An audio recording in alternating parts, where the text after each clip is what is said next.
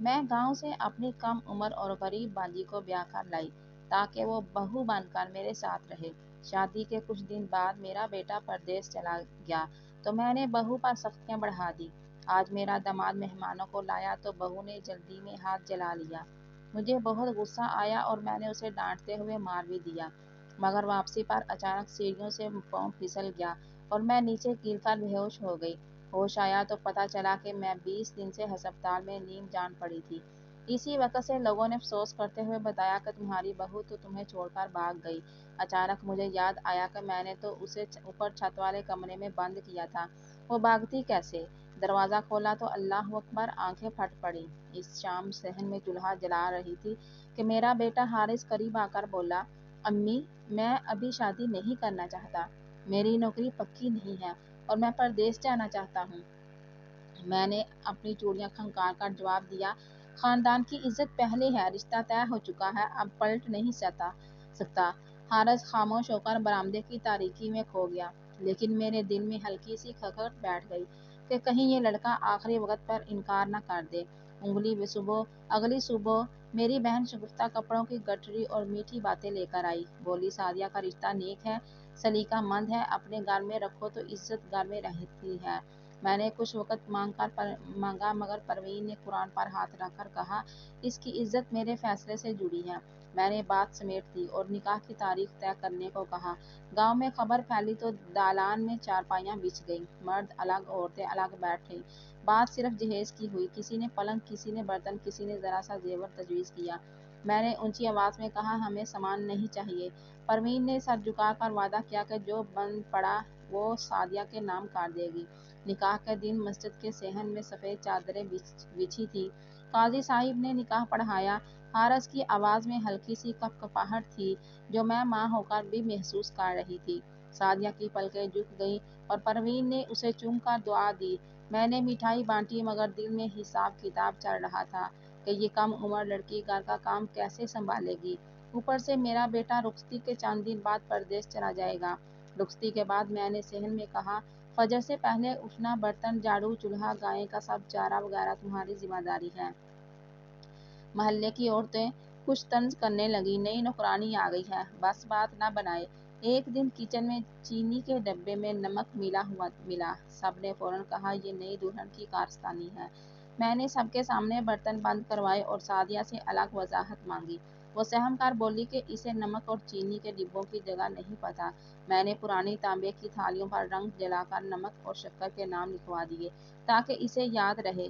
کچھ دن بعد گاؤں کی عورتوں نے الزام لگایا کہ جہیز میں دی گئی چوڑیاں غائب ہیں۔ سعدیہ ابھی کمرے میں کی ترتیب بھی نہیں جانتی تھی۔ میں نے فوراً احمد یعنی اپنے بیٹے کے کمرے سے وہ ڈبہ دکھایا جس میں نکاح کے دن میں نے خود رکھوایا تھا، مگر چوڑیاں وہاں نہیں تھیں۔ شام تک تلاش کے بعد وہ چوڑیاں صحن کے کنارے رکھے رگدان سے برآمد ہوئیں۔ میں جان گئی کہ یہ میری ہی نند کی کارستانی ہے۔ میں نے سب کے سامنے اعلان کیا کہ آئندہ کچن اور زیور دونوں کی نگرانی میں کروں گی۔ تیسرے دن حارث نے مجھے الگ بلایا اور بتایا کہ وہ اگلے ہفتے پردیس جا رہا ہے، بس بینک والے اکاؤنٹ کے لیے سعدیہ کی شناختی دستاویز میں 1 سال عمر زیادہ لکھنی پڑے گی۔ میں چونک گئی، فوراً سمجھ گئی کہ یہ نکاح نامے کی تاریخ سے میل نہیں کھاتا۔ میں نے فیصلہ کیا کہ فارم میں خود ترمیم کرواؤں گی اور کاغذ خود بینک میں جمع کرواؤں گی تاکہ کوئی بدگمانی نہ ہو۔ ایک رات پرانا موٹر پمپ زور زور سے چلنے لگا اور کچن میں پانی بھر گیا۔ میں نے سعدیہ کو اشارہ کیا، اس نے گھبراہٹ کے باوجود تیزی سے سب کچھ سنبھال لیا۔ میں نے دل ہی دل میں سوچا کہ یہ لڑکی سچ میں میرا سہارا بن سکتی ہے۔ صبح ہوئی تو میں نے اس کے ہاتھ میں مسالوں کی فہرست اور چابیاں واپس تھما دیں اور کہا، کچن میں نمک اور چینی کی جگہ نہ بدلے گی اور چابیاں ہمیشہ سنبھال کر رکھنا۔ اب مجھے یقین تھا کہ میرا گھر اس کے قابل ہاتھوں میں ہے۔ وہ ہنسی میں ناک دبائے بیٹھی تھی مگر میری آنکھ نے اس کی ہنسی کا مطلب پڑھ لیا۔ اس گھر میں اب کھیل سیدھا ہی چلے گا۔ اسی دن میں نے حارث کے ٹکٹ کی کاپی اپنے صندوق میں بند کر دی اور پنچایت کے نمبردار چودھری ناصر کو جا کر بتایا کہ لڑکا جلد واپس آ رہا ہے۔ انہوں نے مسکرا کر جواب دیا، کہا ٹھیک ہے مگر سامان سے زیادہ انتظام کی ضرورت ہے۔ میں نے دل ہی دل میں کہا، نظام اب میرے ہاتھ میں ہے، چل جائے گا، اگر کوئی پھر چوڑیاں چھپانے کی کوشش کرے گا تو نام لیے بغیر سزا دوں گی۔ اس طرح میں نے اپنے ہی بنائے فیصلوں کے بیچ بہو کو بچانے اور گھر کو بگڑنے سے روکنے کی پہلی گرہ باندھی۔ نئی صبح سعدیہ کے امتحان کی پہلی گھڑی تھی۔ اذان کے ساتھ میں نے کمرے کے دروازے کھولے، صحن میں پانی کا چھڑکاؤ کیا और किचन की देगचियां सीधी की और मसल्ले पर हाथ जोड़कर उठी और चूल्हा सुलगाया। तंदूर पर पहली रोटी डालने के बाद मैंने बर्तनों पर उंगली फेरी तो चमक कम निकली। मैंने इशारे से समझा दिया कि घर में चमक से जुबान से नहीं होती बल्कि काम से होती है।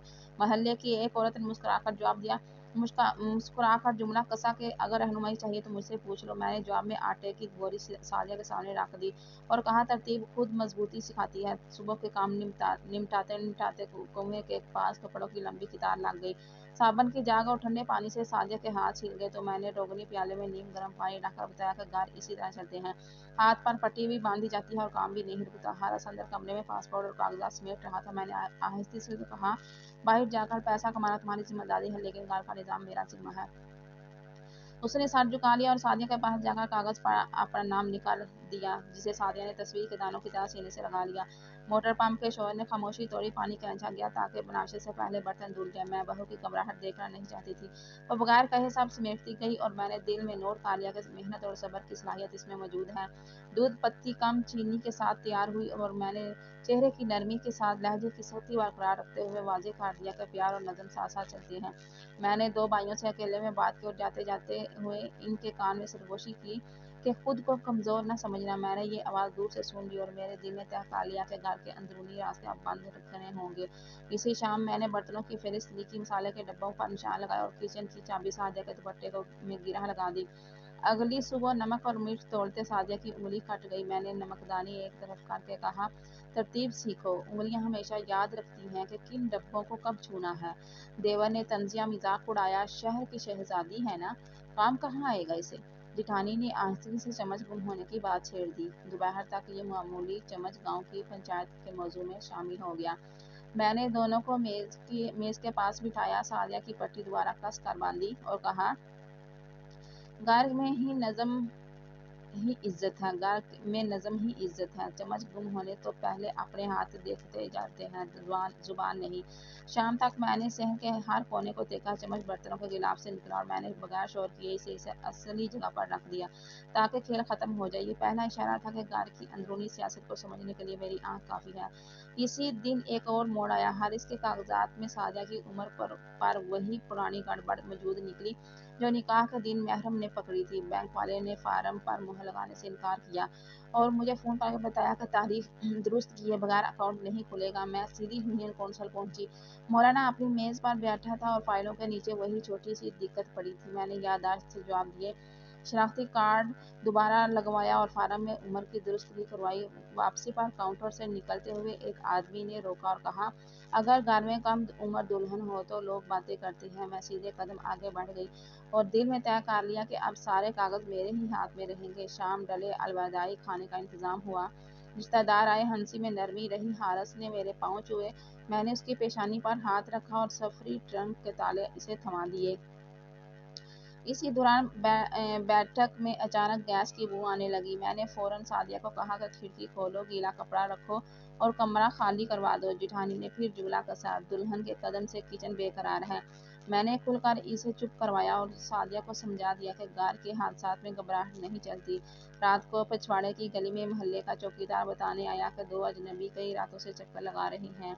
मैंने दाखिली दरवाजे के अंदरूनी कुंडे पर ईंट रख दी, जो हमारे यहाँ बंदिश की अलामत है, ताकि घर वाले जान लें कि रात का गश्त जारी है और गैर ज़रूरी आना जाना बंद है। सादिया ने यह तरीका समझकर कमरे की खिड़की के पट्टे मजबूती से बंद कर दिए और मैंने सर हिलाकर तस्लीम किया कि बहू ने कम लफ्ज़ों में सही अमल याद रखा।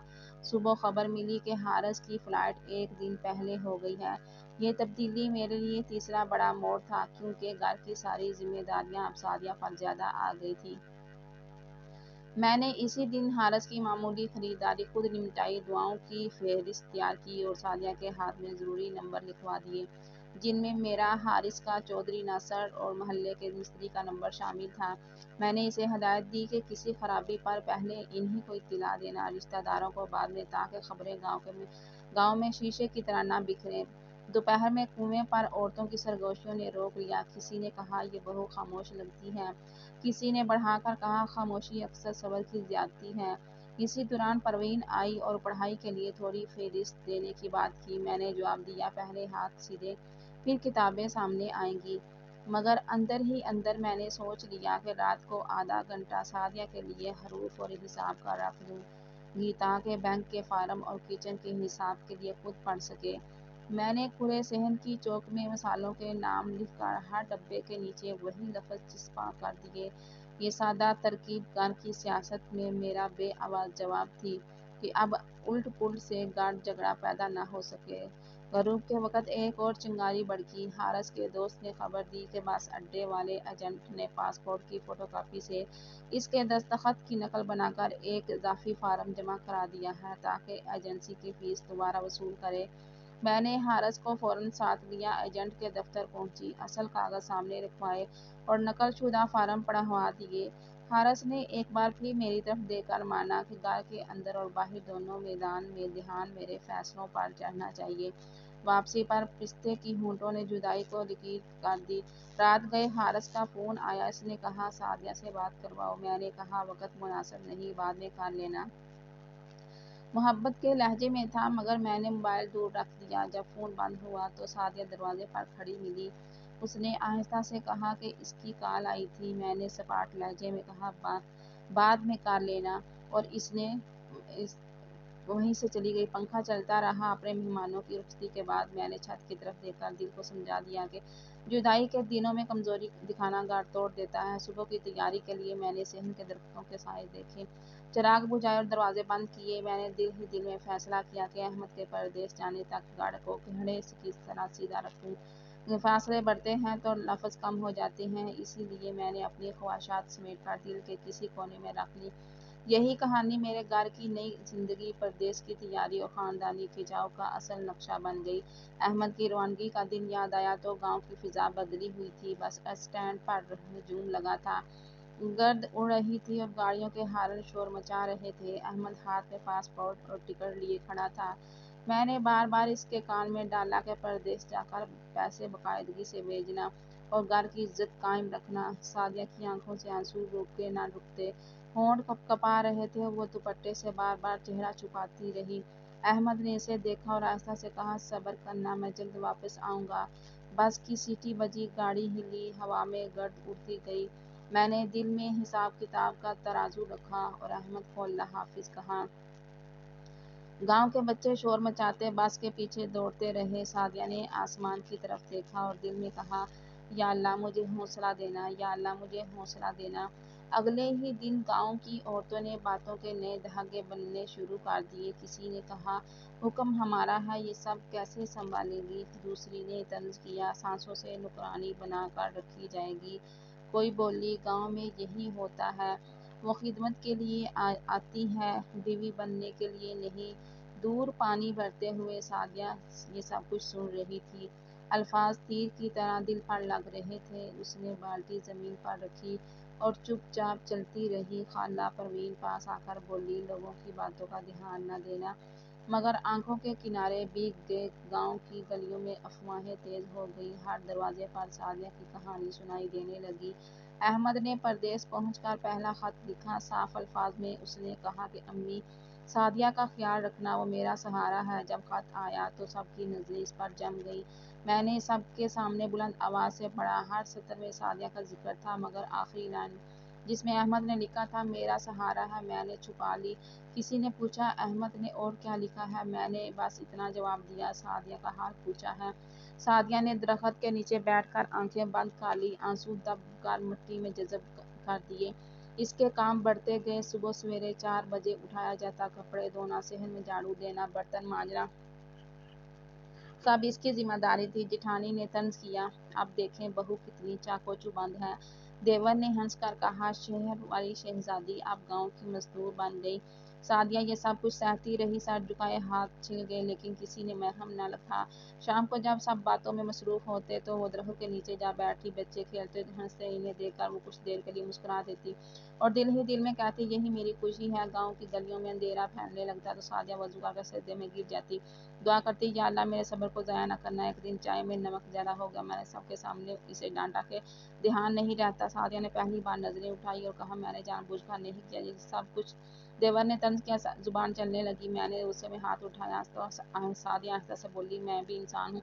बर्तनों की कड़कड़ाहट थम गई, फिजा सख्त हो गई। परवीन ने सुना तो धीरे से कहा, यही आगाज है। इसी रात एक नया मोड़ आया। सहन की पुरानी छत से पानी टपकने लगा। सादिया दौड़ कर आई, पानी जमा किया और ऊपर जाकर देखा तो मट्टी कप का सिरका हुआ था। वो कमरे के जोर से इसे सीधा करने लगी। मैं भी ऊपर आ गई, हाथ उठाया। ये पहला मौका था कि घर के एक बड़े बोझ में सादिया ने मेरा हाथ दिया। अगले दिन में हल्ले की औरतें फिर कुएं पर जमा हुई तो मैंने भी सुन लिया कि कह रही थी, शायद वक्त के साथ संभल जाएगी। यूं अहमद के जाने के बाद पहला हफ्ता गाँव की सरगोशियों, खत के राज, कामों के बोझ और सादिया की एक छोटी सी बगावत के साथ गुजरा। सादिया के दिल में ख्वाब भी, मगर सब्र के साथ एक नया हौसला भी जन्म ले रहा था। गांव वाले देखते थे कि बहू खामोश है, मगर वो नहीं जानते थे कि ये खामोशी समुद्र के अंदर छुपे तूफान की तरह है। मैंने सोचा, अगर इसने जुबान खोल दी तो फिर इसे ख्वाबों में रखना आसान ना होगा। एक और सख्त दिन आया। रोटी बनाते वक्त दहकते तवे ने इसके नरम हाथ को छू लिया। तेज चीख किचन की दीवारों से टकराई, मगर कोई पलट कर ना देख सका। पानी में हाथ डाला तो छाले पड़ गए, आंखों में आंसू उतर आए। मैंने सख्त लहजे में कहा, औरतें ऐसी ही होती हैं, काम से नहीं घबराती। सादिया ने हल्की मगर मजबूत आवाज में कहा, मैं अपने सब काम खुद करूंगी। वो दिन भर जलते हाथों से काम करती रही। शाम तक हाथ सूरज के कपड़ा पकड़ना मुश्किल हो गया। परवीन को खबर हुई तो उसकी आंखें भीग गई। उसने कहा, मेरी बच्ची कब तक होगी? सादिया ने बस इतना कहा, सबर मेरा हथेली है। किचन में नमकीन आंसुओं की खुशबू फैल गई और रात के अंधेरे ने उम्मीद को जैसे मातम में बदल दिया। अगले दिन मामूली सी बात पर मेरा जबर टूट गया। मैंने गुस्से में छड़ी उठाई और सादिया पर बरस दी। चीखें पूरे घर में गूंज गई, दीवारें लर्ज उठी। मैंने कहा, अब अकल से काम लेना सीखो, और इसे घसीट कर छत वाले कमरे में बंद कर दिया। दरवाजा बाहर से कुंडी लगा दी। कमरे में अंधेरा था और छत से टपकता पानी। सादिया दरवाजे पर हाथ मारते हुए चीखती रही, मगर आवाज सुनने वाला कोई इंसान नहीं था, सिर्फ आवारा कुत्ते गलियों में भाग रहे थे। शाम तक वो बंद रही, प्यास से कमजोर हो गई। परवीन को खबर हुई, मगर वो कुछ न कर सकी। सादिया ने आंखें बंद करके दुआ की, या अल्लाह मुझे रहाई दे। रात के सितारे इसके आंसुओं के गवाह बन गए। और वो अल्लाह से दुआएं करती रही और रोती रही। अपने आप को सब्र और इत्मीनान के साथ उसने रात गुजारी और रोती रही और अल्लाह से दुआएं मांगती रही। लेकिन दरवाज़ा बंद ही रहा। कैद के बाद मैं नीचे उतर रही थी कि पहुंच सीढ़ी से फिसल गया। एक जोर धड़ाम के साथ मैं नीचे गिरी। चीख निकल, घर वाले दौड़ पड़े, खून बहने लगा। मुझे फौरन अस्पताल ले जाया गया। दोस्तों ने कहा कि हालत नाजुक है। मैं अभी इस दिन तक बेहोश रही। हादसा हुआ तो घर के चिराग बुझ गए, लेकिन सादिया अपनी कैद में ही रही। वक्त जैसे थम गया। अस्पताल के कमरे में मशीनों की बफ सुनाई देती। मैं बिस्तर पर नींद बेहोश हालत में पड़ी रही। रिश्तेदार तलावत करते, कलमा दोहराते। डॉक्टर ने कहा, अभी कुछ नहीं कह सकते। अहमद को इतला दी गई। फोन पर रोया, लेकिन किसी ने सादिया का जिक्र न किया। दिन गुजरते गए। मैं 20 दिन के बाद नीम जान हालत जैसे जागी। साहब ने मुश्किल से कहा, तेरी बहू भाग गई। मैं चूम कर याद करने लगी कि इसे तो मैंने कैद किया था। मैं और भी घबरा गई और दौड़ती हुई घर पहुंची। सदका दिया, दरवाज़ा खोला तो अंदर को बंद पाया। कमरे को कब्र बना कर रखा था। लड़की गायब थी। फर्श पर खून के धब्बे फैले थे। दस्तरखान खाली था और सादिया कहीं न थी। मेरी आंखें फैल गई। चीखें पूरे घर में गूंजी। नंद ने कड़वा जुमला कहा, मैंने तो कहा था ना कि लोग बातें बनाएंगे। सब हैरान के सादिया कहाँ गई?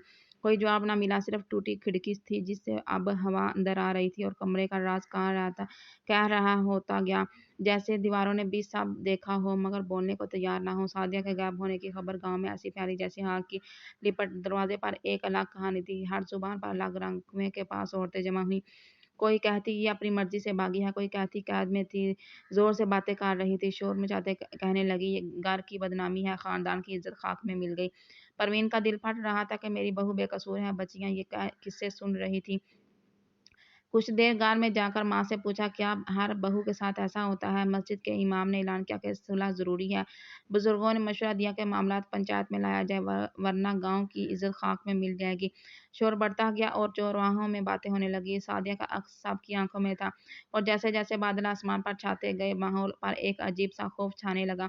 तीसरे दिन गांव में पुलिस की जीप पहुंची। शोर थम गया। सबके कदम रुक गए। अहलकार उतरे और कहा, हमें बहू की गुमशुदगी की रिपोर्ट मिली है। मेरे चेहरे पर एक पल खौफ छा गया, लेकिन समझने की कोशिश की। परवीन आगे बढ़ी और कहा, मेरी बहू को कैद किया गया था। किसी ने सवाल किया तो जिसानी ने जल्दी से कहा, वो अपनी मर्जी से भागी है। कमरे में खून के धब्बे जो चुनकाने वाले थे। ये मामूली मामला नहीं था। संदूक खोला गया। सादिया की जाती चीजें अंदर से निकाली गई। लोग जमा ہو گئی، شور بڑھ گیا۔ کچھ لوگ کہنے لگے یہ معاملہ سنگین ہے، ابھی بات صرف گاؤں کی نہیں شہر کے دفتر تک جائے گی۔ احمد کو یہ خبر پہنچی، آواز کانپ رہی تھی۔ مجھے سچ بتائیں، میں نے بہانہ بنایا کہ پتہ نہیں وہ بھاگ گئی یا قیامت کی طرح آنکھوں میں آنسو آ گئے۔ احمد بیٹھ کر سجدے میں گر گیا۔ یہ تمہارے گھر کی عزت کا سوال ہے۔ اس نے فوراً ٹکٹ کٹایا۔ دل میں خوف تھا کہ گھر جا کر کیا دیکھنے کو ملے گا۔ اس نے ماں سے بات کی تو اس نے سچ کہہ دیا، تیری ماں نے ظلم کیا ہے۔ احمد کے دل پر پہاڑ ٹوٹ پڑا۔ اس نے کہا تو میں ماں کا سامنا کروں گا۔ فلائٹ کا دن قریب آ گیا۔ پردیس کی شام۔ اس کی آنکھوں سے نیند غائب ہو گئی۔ دعاؤں کے سائے میں چوپال میں پنچایت کا اجلاس بلایا گیا۔ لمبی چارپائیاں بچھ گئیں، بیچ میں ہانڈی رکھی گئی۔ سب کی نظریں مجھ پر رکی گئیں۔ کسی نے کہا یہ عورت قصوروار ہے، کوئی بولا وہ اپنی مرضی سے گئی ہے۔ پروین نے روتے ہوئے کہا بہو مظلوم ہے۔ ایک بزرگ نے مجھ سے پوچھا کیا تم نے اسے قید کیا تھا؟ میں نے انکار کیا۔ ان کا یہ سب سوچ ہے، افواہیں ہیں۔ اچانک ایک اور کھڑکی ہوئی اور کہا میں نے اس کی چیخیں سنی تھیں۔ بس پھر کہرام مچ گیا۔ فیصلہ دیا گیا کہ معاملہ پولیس کے حوالے کیا جائے۔ گاؤں والے سرگوشیاں کرتے رہے۔ کچھ نے کہا یہ خاندان برباد ہو گیا ہے، کچھ نے کہا سچ جلد سامنے آ جائے گا۔ سورج ڈھلنے لگا تو زمین سرخ ہو گئی، جیسے فضا میں بھی خوف گھل گیا ہو۔ پولیس نے چھت کے کمرے کی دوبارہ تفتیش کی۔ ایک کونے میں دوپٹے کا پھٹا ہوا ٹکڑا ابھی تازہ لگ رہا تھا۔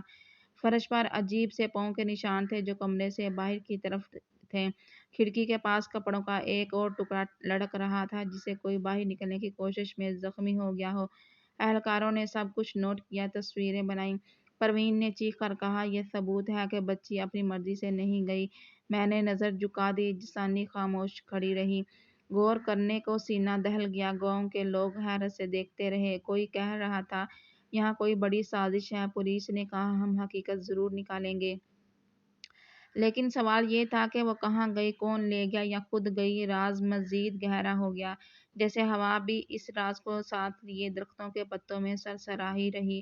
اسی رات ایک اور موڑ آیا۔ پنچایت کے ایک بزرگ نے پولیس کو بتایا کہ پچھلی رات کسی نے جنگل کے راستے پر ایک لڑکی کو بھاگتے دیکھا تھا۔ پولیس نے اس جگہ جا کر معائنہ کیا تو مٹی پر خراشیں اور کپڑے کے ریشے تھے۔ ساتھ ہی ایک پرانی جوتی پائی گئی جو سعدیہ کی تھی۔ یہ خبر پھیلتے ہی گاؤں میں شور مچ گیا۔ کچھ لوگوں نے کہا وہ زندہ ہے اور بھاگ نکلی ہے، کچھ نے کہا نہیں اسے کسی نے اٹھا لیا ہے۔ افواہوں نے گاؤں کو ہلا دیا۔ بچے کھیلنا بھول گئے، عورتیں دروازے پر کھڑی تھیں، خوف چہرے پر سوار تھا۔ پولیس کی چھان بین، گاؤں کی سرگوشیاں، پنچایت کے فیصلے اور احمد کی بے بسی نے کہانی کو ایسے موڑ پر دھکیل دیا جہاں سے سچائی کا نکلنا اور بھی مشکل ہو گیا۔ احمد کا دل زور زور سے دھڑک رہا تھا۔ وہ سیدھا گاڑی لے کر گاؤں پہنچا۔ شہر میں داخل ہوا تو چاروں طرف سناٹا چھایا تھا، جیسے اس گھر پر کوئی آفت نازل ہو چکی ہو۔ میں نے بیٹے کو گلے لگانا چاہا مگر احمد نے پیچھے ہٹ کر سوال کیا امی سعدیہ کہاں ہے؟ میرے لب ہلنے کے باوجود الفاظ نہ نکلے۔ احمد کمرے میں گیا جہاں خون کے ابھی بھی سوکھے نشان چمک رہے تھے۔ دل دہل گیا۔ وہ چیخ اٹھا یہ سب کیا ہے؟ خالہ پر بھی شک آیا اور ساری حقیقت کہنے لگا۔ ندامت کے آنسو سے لبریز تھا، کچھ میری آنکھوں میں شرمندگی اور خوف تھا۔ احمد نے سب کے سامنے اعلان کیا میں سچ جاننے پر جان سے نہیں ڈروں گا۔ پورے گھر کی فضا میں ایسی خاموشی پھیل گئی کہ درختوں کے پتے تک سرگوشی کرنے لگے۔ اگلے دن احمد سیدھا پولیس اسٹیشن جا کر رپورٹ درج کروانے پہنچا کہ میری بیوی لاپتہ ہے۔ افسر نے نوٹ کیا اور کہا ہم تحقیقات بڑھائیں گے۔ خبر پھیلی تو لوگ حیران رہ گئے، کچھ کہنے لگے بے چین ماں پر کیس کر دیا۔ اس طرح ہی دن بڑھتے گئے اور خبریں پھیلتی گئیں اور احمد پریشان رہا اور پریشانی حالت میں اس کے دن گزرتے گئے۔ گزرتے گزرتے کچھ بولے یہی سچائی ہے۔ ہر دروازے پر سرگوشیاں ہونے لگی، عورتیں چرخہ چھوڑ کر چگلیاں کرنے لگیں۔ سعدیہ کا نام ایک بار پھر سب کی زبان پر تھا۔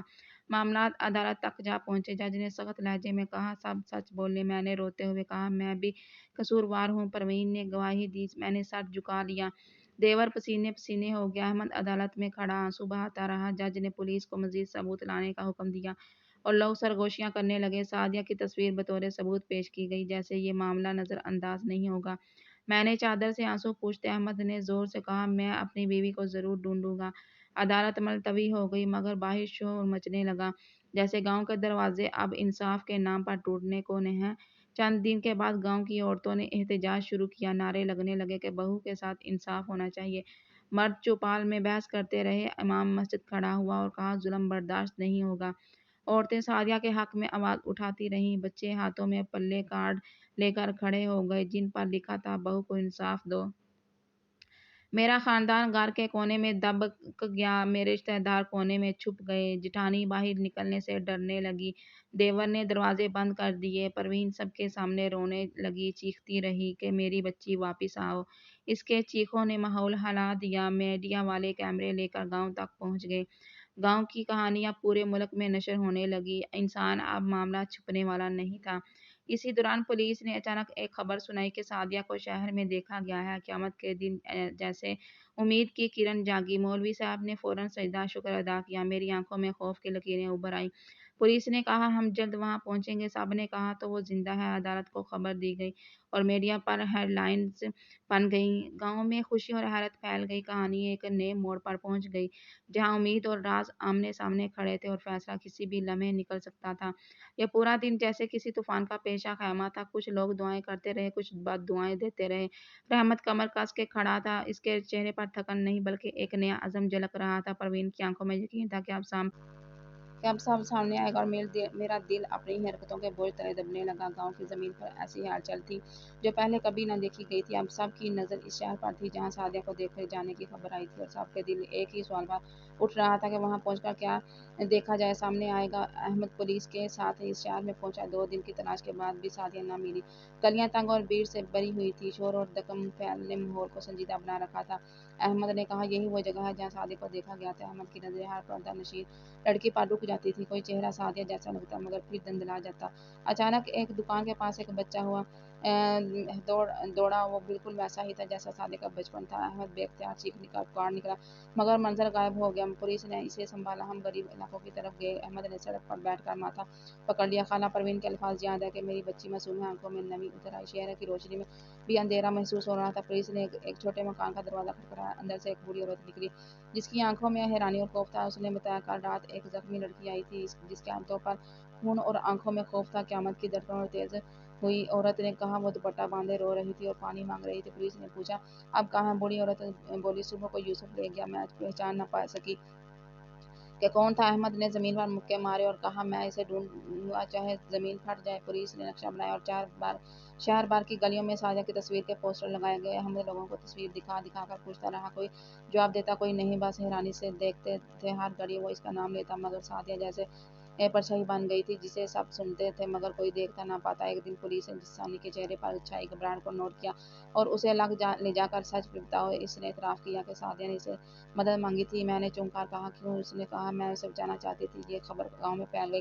سب کہنے لگے یہ تو اندرونی سازش ہے۔ احمد تک یہ خبر پہنچی تو اسے یقین ہو گیا کہ خاندان کے اندر ہی سازش ہے اور بغاوت چھپی ہوئی تھی۔ اس نے پنچایت میں سب کے سامنے اعلان کیا کہ سعدیہ اپنی مرضی سے نہیں بلکہ حالات نے اسے مجبور کیا۔ احمد نے سخت لہجے میں کہا میں بائی کو عدالت لے جاؤں گا اور اس الزام کی حقیقت ثابت کروں گا۔ میں اس وقت خاموش بیٹھی رہی جسے زبان بند ہو گئی۔ گاؤں میں غیبت اور افواہوں کا طوفان تھا اور لوگ سعدیہ کی عزت پر سوال کرنے لگے۔ قیامت سے ماحول میں بیوی کو ڈھونڈنا اور اس کی پاک دامنی ثابت کرنا احمد کی زندگی کا مقصد بن گیا۔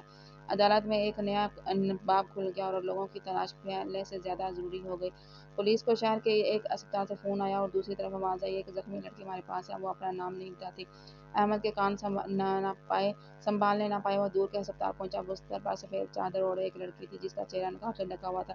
احمد دھڑکتے دل کے ساتھ قریب ہوا اور اس کی پکار لڑکی کی پلکیں کانپے، پھر آنکھوں سے آنسو بہنے لگے۔ کمزور اور آواز میں اس نے کہا احمد۔ احمد کے قدموں سے تلے زمین نکل گئی، وہ وہیں گر پڑا۔ پولیس نے کہا اب سب صاف ہوگا۔ گاؤں کو جیسے بجلی کی طرح خبر ملی۔ پروین نے آنکھوں میں حیرت اور خوشی کے آنسو ملائے۔ ہم سب نے سجدہ شکر ادا کیا۔ کہانی ایک نئے موڑ پر آ چکی تھی۔ سعدیہ زندہ تھی مگر اس کی حالت ابھی بھی رازوں کے اندھیرے میں لپٹی ہوئی تھی۔ اس نے سعدیہ کو دیکھا اور دل ہی دل میں اللہ کا شکر ادا کیا کہ یا اللہ تیرا شکر ہے مجھے اپنی بیوی مل گئی۔ شہر کی گلیوں سے ہسپتال کے بستر تک ہر منظر میں خوف اور تجسس پڑھا جا سکتا تھا۔ گڑیاں سامنے آئیں، احمد کی بے تابی، پروین کی دعائیں، جسمانی اعتراف اور دیور کا جھوٹ، سب کچھ ساتھ ساتھ ملتا رہا۔ ایسا جال بچھ گیا جس میں سچ قریب بھی تھا اور دور بھی مگر آخرکار ایک کمزور آواز نے اس امید کو زندہ کر دیا کہ کہانی اب فیصلہ کن موڑ کی طرف بڑھ رہی ہے۔ जीप का धुआं उड़ाते ये सब गांव के दरवाजे पर रुके तो सब की नजरें एक साथ ही इसकी तरफ उठ गईं। अंदर सादिया बची थी जख्मों से चूर, मगर सजदे में बच्चे शोर मचाते जीप के पीछे दौड़ने लगे, दरवाजे से निकल आईं और एक दूसरे से कहने लगी, ये जिंदा है, ये वापस आ गई है। मर्दों ने हैरत से जीप का घेराव कर लिया। वबा का सबसे आगे बढ़ी और दरवाजा खोला। सादिया ने कमजोर कदमों से सेन में कदम रखा और टूटने लगी। उसकी आंखों में आंसू थे, मगर चेहरे पर अजीब सा सुकून था। गांव में हलचल मच गई। कुछ ने कहा ये मुआजिज़ा है, कुछ ने कहा ये खेल है। मेरी सांसें तक रुक गई। अहमद ने आगे बढ़कर सादिया को थामा और आहिस्ता आवाज में कहा, मैं वापिस आ गई हूँ। गांव के दूर दीवार इस ऐलान से गूंज उठे। सादिया के सामने मैं खड़ी थी। माहौल में सन्नाटा छा गया। सादिया ने सीधी नजर डालकर पूछा, आपने मुझे क्यों कैद किया? मेरे मूड कांपने लगे, अल्फाज गुम हो गए। परवीन ने तेज लहजे में कहा, अब सच बोल। सबके चेहरों पर इंतजार लिखा था। मैंने हजूम से कहा, सच्चाई जवाब दो। मेरी आंखों में आंसू भर आए और मैंने कमजोर आवाज में कहा, मैंने गुस्से में किया। मजमा चीख पड़ा। सादिया ने कहा, ये आवाज बता रही है कि गुस्सा जान ले लेता है। मैं फर्श पर गिर पड़ी। औरतों ने कहा, ये जुल्म की सजा है। अहमद ने बीवी को सहारा दिया। शोर बढ़ता गया। गांव के हर कोने में सिर्फ एक ही बात थी कि सच ने जालिम को जमीन पर गिरा दिया। सब जमा हुए। इमाम ने ऐलान किया, आज इंसाफ होगा। उन्होंने अपनी कहानी सबके सामने सुनाई। कैद की चीखें, जख्मों के निशानात और टूटा हुआ दरवाजा सुनकर सबके रोंगटे खड़े हो गए।